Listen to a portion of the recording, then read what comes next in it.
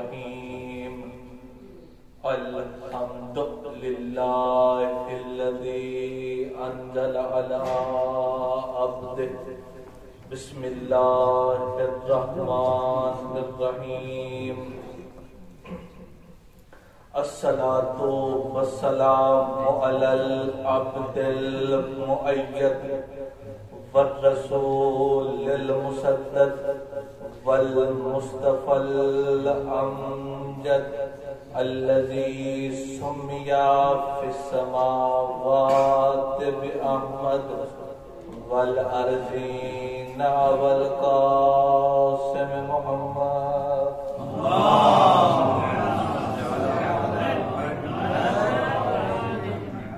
وعلى وصيه ووزيره وابن أمه وصاحب لوائه أسد الله الغالب غالب على كل غالب المطلوب لكل طالب إمام المشارق والمغارب الذي حبه فرض واجب على الحاضر والغائب مولانا ومولى الثقلين أبا الحسنين والزينبين مصداق مرج البحرين يلتقيان بينهما برزخ لا يبغيان الذي زوج في السماء بخير النسوان بأمر الرحمن أسد الله عين الله وجه الله أذن الله جنب الله قدرة الله عناية الله مشيئة الله سر الله في العالمين أمير المؤمنين نقطة باء بسم الله أما بعد فقد قال الله تبارك وتعالى في القرآن المجيد والفرقان الحميد بسم الله الرحمن الرحيم ويقول الذين كفروا لست مرسلا قل كفى بالله شهيدا بيني وبينكم ومن عنده علم الكتاب ومن بلند سرور اللهم صل على محمد دیوان مدحت سے قصیدہ توصیف الہی سپرد زباں کرتا ہوں اس ذات کی بیان عظمت کی خاطر کہ جس کے اذن سے سورج اپنی کرنوں کا قافلہ لے کر دہلیز افق پر نمودار ہوتا ہے، لیکن کچھ ہی ساعتوں بعد زوال کا روگ دل میں لیے تاریکی کا کفن پہنے قبرستان مغرب میں دفن ہو جاتا ہے۔ درود و سلام ہو اس کے لا ریب و بے عیب مصطفیٰ مرتضیٰ مجتبیٰ بندوں پہ کہ جو لائق درود و سلام ہے۔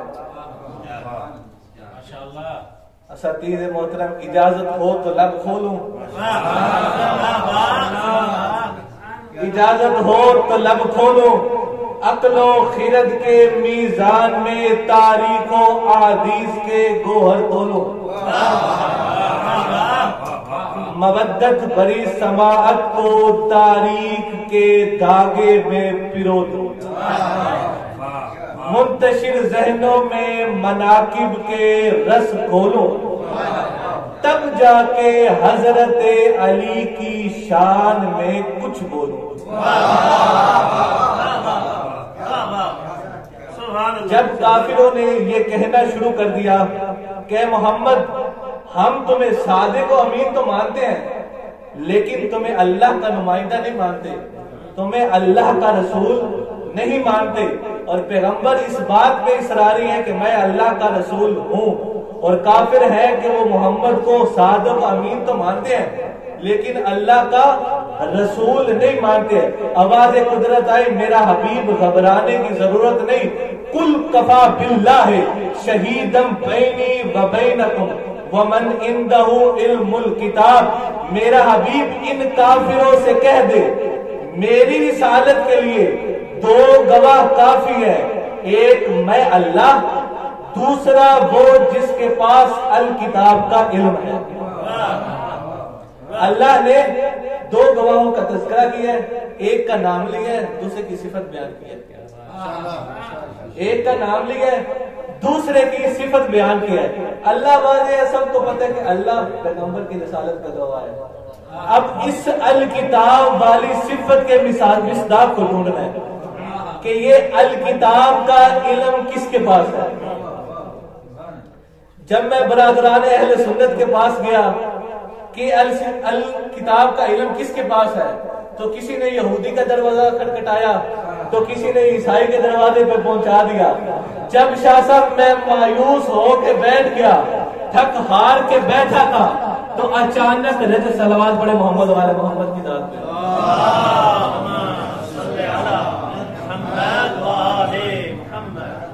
زحمت نہیں رحمت صدق کے صلوات پڑے محمد والے محمد.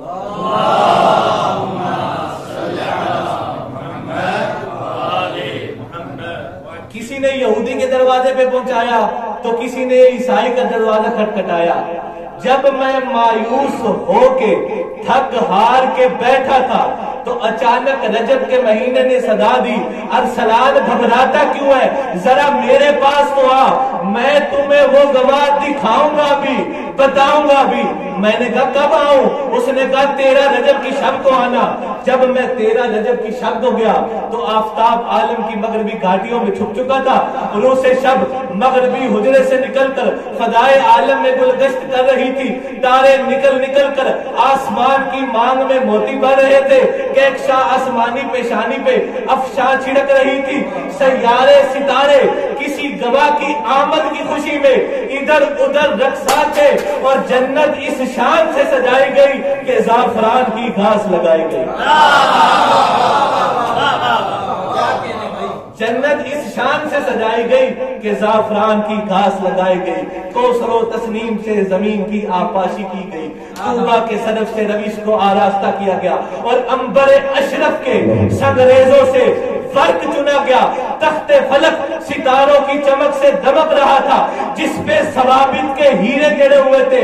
فلک کے ملک انتظامیہ کمیٹی بنا کر مصروف انتظامات تھے اور انبیاء و سلف اسی قسم کا جلسہ منعقد کر کے صدارت کا ہار حضرت ابراہیم کے گلے میں ڈالا جا رہا تھا. اسی پر اسرار عالم میں ابو طالب کے بیت الشرف سے گواہ کی ماں کو کعبے کی طرف بلایا جا رہا تھا.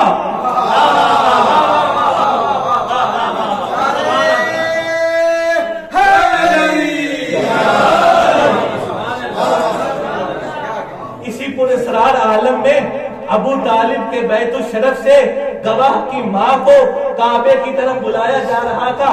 اس بات فاطمہ بنت اسد کا گھر سے نکلنا کعبے تک آنا، اس کو شہید محسن علی نقوی نے 3 صفحوں میں شاعری کے انداز میں لکھا ہے. بس اس میں سے چند مصرے آپ کی سماعتوں کی نظر کرنے ہیں کہ بنت اسد کیسے چل کے آ رہی تھی اور کیا لا رہی تھی. وہ کہتے ہیں کہ بنت اسد چلی یہ صدائیں لیے ہوئے، ہونٹوں پہ باوقار دعائیں لیے ہوئے، آنکھوں میں اوج حق کی رضائیں لیے ہوئے، قدموں میں انبیاء کی ادائیں لیے ہوئے،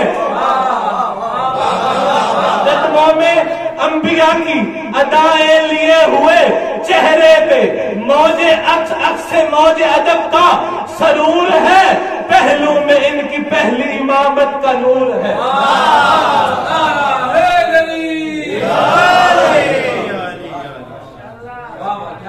اور بنت اسد جب کعبے کے قریب آئی دیوار پھٹی، بی بی اندر چلی گئی، دیوار پھر سے بند ہو گئی. جب اللہ نے بی بی کو علی عطا کرنے کا ارادہ کیا کائنات ہمتن گوش ہوئی، ہوائیں رک رک کے دیکھ رہی تھی، ستارے جھک جھک کے دیکھ رہے تھے، اور انبیاء ارواح انبیاء سمٹ کے دیکھ رہی تھی، اور پوری کائنات اسی طرح خاموش تھی جس طرح میرا مجمع خاموش بیٹھا ہے۔